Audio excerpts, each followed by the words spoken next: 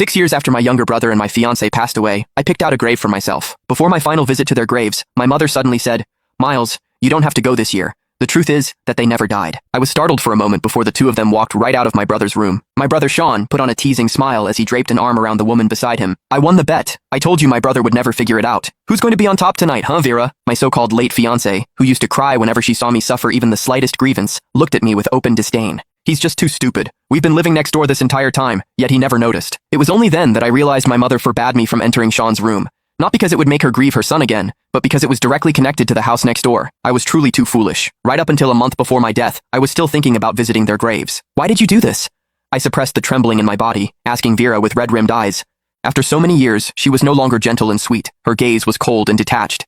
"Miles, it's because you've never been very sensible." My mother frowned at me as well. "For all these years, we were just trying to teach you how to behave, to stop always trying to compete with your brother. Miles, they already have a child. Let go. You'll meet someone better." "I never took anything from Sean," I choked out. "When I was a child, my parents always remembered what Sean liked. I was forced to like the same things just to earn a shred of their care. Yet my mother only bought clothes in his size. No matter how many times I reminded her, my sleeves and pant legs were always too short, leaving me mocked for years. I should have realized it earlier. Miles, they never loved you." Perhaps my expression was too pathetic. The coldness Vera had built around herself wavered for a moment, and she handed me a tissue. "Miles, just focus on the future." I did not take it.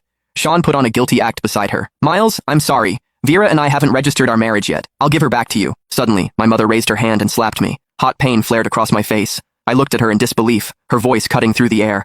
"Miles, what are you even doing? Vera is already pregnant. Do you want that child to be born a disgrace like you?" I froze, my heart stopping. I was the child my mother had before marriage, the tool used to force my father into wedlock, representing nothing but shame. I thought if I studied hard, stayed perfect, and never caused trouble, they might love me. It was only now I understood that their ultimate wish was for me not to exist. Well, it was about to come true. Vera stepped closer, a trace of pity in her eyes.